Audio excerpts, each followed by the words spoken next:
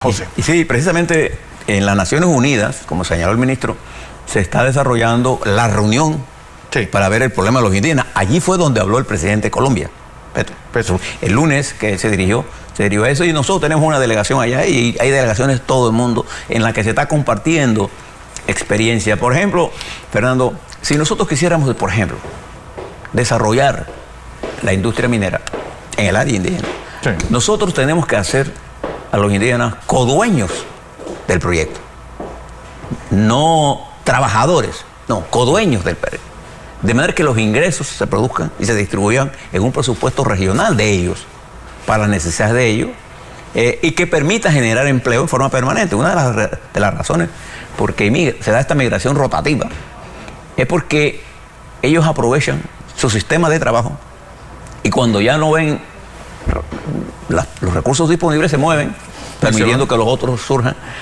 pero es por la falta de trabajo.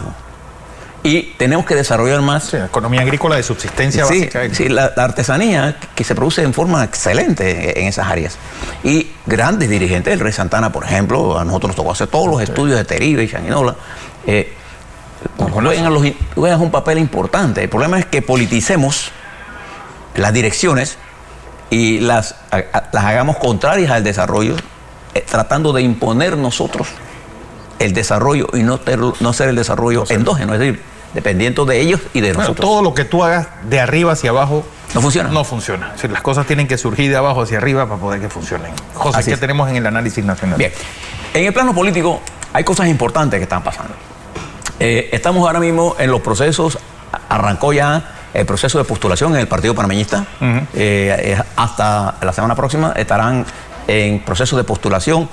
Después vendrá la campaña. Esto ha hecho que el Partido Panameñista se dinamice. El domingo se va a postular el presidente del Partido Panameñista, José Orlando Figueroa, como candidato presidencial, aspirante a candidato presidencial de ese colectivo.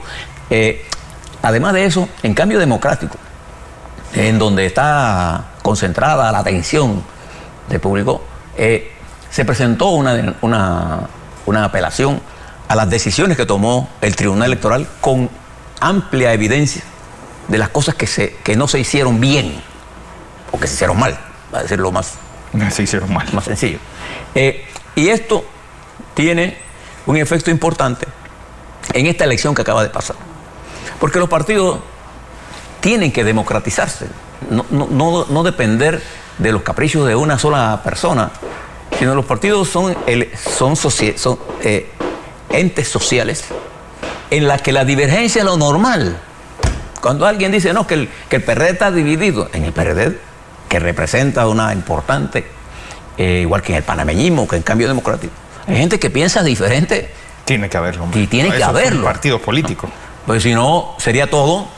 Este no es un partido comunista, en que todo el mundo tiene que tener una línea, ¿no? La línea es el producto del debate, ¿no? Entonces, creo que esa democratización es la que desea y necesita Cambio Democrático y desea la sociedad panameña.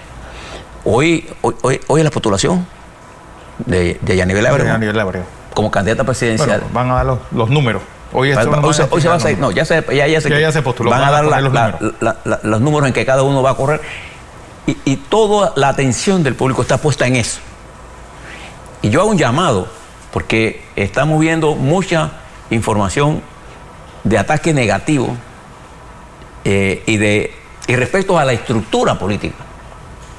Entonces, mi llamado es a que esta se convierta en una verdadera fiesta democrática y que pierda, sepa que perdió, pues.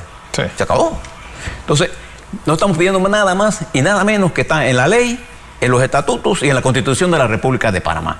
A estas alturas, venir a decir que voy a votar a fulana o a fulano, eso no tiene ningún sentido.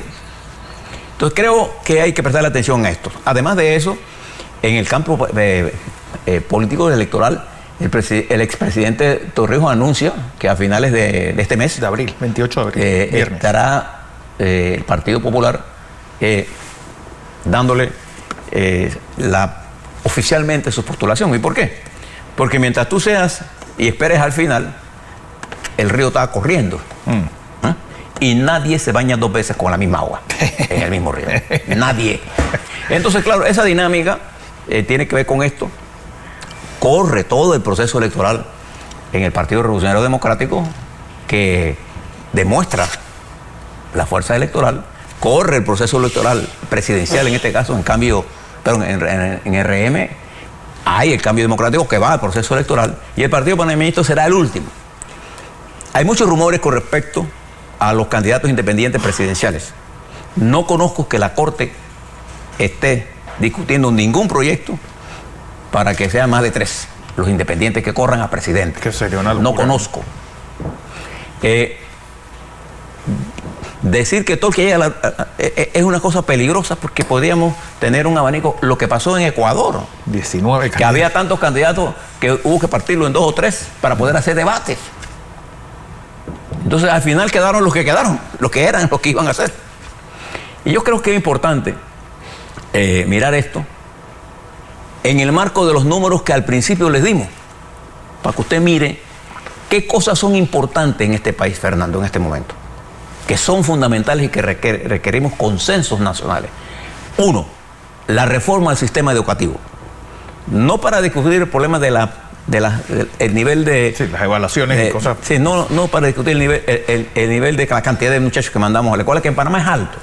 Es para discutir la calidad de la educación y la necesidad de tener profesores especializados en matemáticas, en física, de manera que nuestros niños de la escuela secundaria salgan con un concepto muy claro del desarrollo tecnológico para la generación de empleos. Nosotros necesitamos un consenso para esa reforma. Necesitamos un consenso para la reforma del programa de invalidez, vejez y muerte. Si no, si hay un consenso. Mira lo que pasó en Nicaragua, el deterioro de Daniel Ortega vino cuando quiso imponer creyendo que él era el máximo dictador. Mire lo que le pasó a Macron. Entonces, creo que esa es una reforma importante. Otra reforma importantísima que nosotros tenemos que ver es la gestión en salud pública. Nosotros estamos en el proceso, estimados televidentes y radioescuchas, de recibir como entrega una de las obras más grandes de la historia nacional en salud, sí, que es la ciudad de la salud. Una obra portentosa que requiere un nivel de gestión moderno, acorde con el desarrollo tecnológico que allí se está construyendo y que esté a la disposición del pueblo panameño, porque ese es un hospital de alta tecnología, no privado, público, al que tenemos acceso los asegurados. Entonces, creo que es importante en salud, creo que es importante la necesidad de elevar la productividad del país, la competitividad de este país. Creo que es importante que nosotros estudiemos la conectividad en este país y no sea nada más decisión del Ministerio de Economía correspondiente, sino sea el producto de un análisis regional que nos permita la integración nacional, porque nuestra economía hay 2 economías, la economía de logística y la economía del resto. Y el último problema que tenemos que hacer es el sector agropecuario, que ha habido un cambio importante, pero son cambios que no se pueden detener, son cambios que tenemos que impulsar. Todo esto, estimados televidentes y radioescuchas, requiere de un nivel de determinadas fuerzas de unidad, de una fuerza que genere el momentum de la transformación para que sea sostenible en el tiempo y ver cómo vamos a abordar el problema indígena. Precisamente hoy es el día. Todos los gobiernos tienen una idea de cómo abordar el problema indígena. Y el problema indígena hay que entenderla. El problema de los excluidos. Porque allí se encuentra la población más pobre. Fíjense este axioma: ser joven, ser mujer y ser indígena es la definición de lo que es la extrema pobreza en este país. Y son víctimas de estos brutales ataques que gente sin sentido quiere hacer, de ultrajar. Entonces, nosotros tenemos que cambiar esto con nuevas ideas obtenidas de la discusión directa con los indígenas para proveer un desarrollo que permita la integración de ellos primero como seres humanos al desarrollo y como parte integral de la nación panameña. No solamente las comarcas Nuevo Buglé, las comarcas indígenas de Panamá, que representan entre el 10 y el 15% de la población panameña, y que por aquí en la ciudad lo encontramos en Veracruz, por ejemplo, viviendo en extrema pobreza. Bueno, todo el área mire para que usted vea. Entonces nosotros tenemos que hacer un gran esfuerzo en esa materia, y eso requiere un determinado nivel de unidad que nosotros logramos Post-invasión, con todos los matices que tuvimos un desarrollo activo, fuerte, pero dejamos de aplicar algunas políticas sociales importantes que permitan resolver este problema de la brecha de la desigualdad.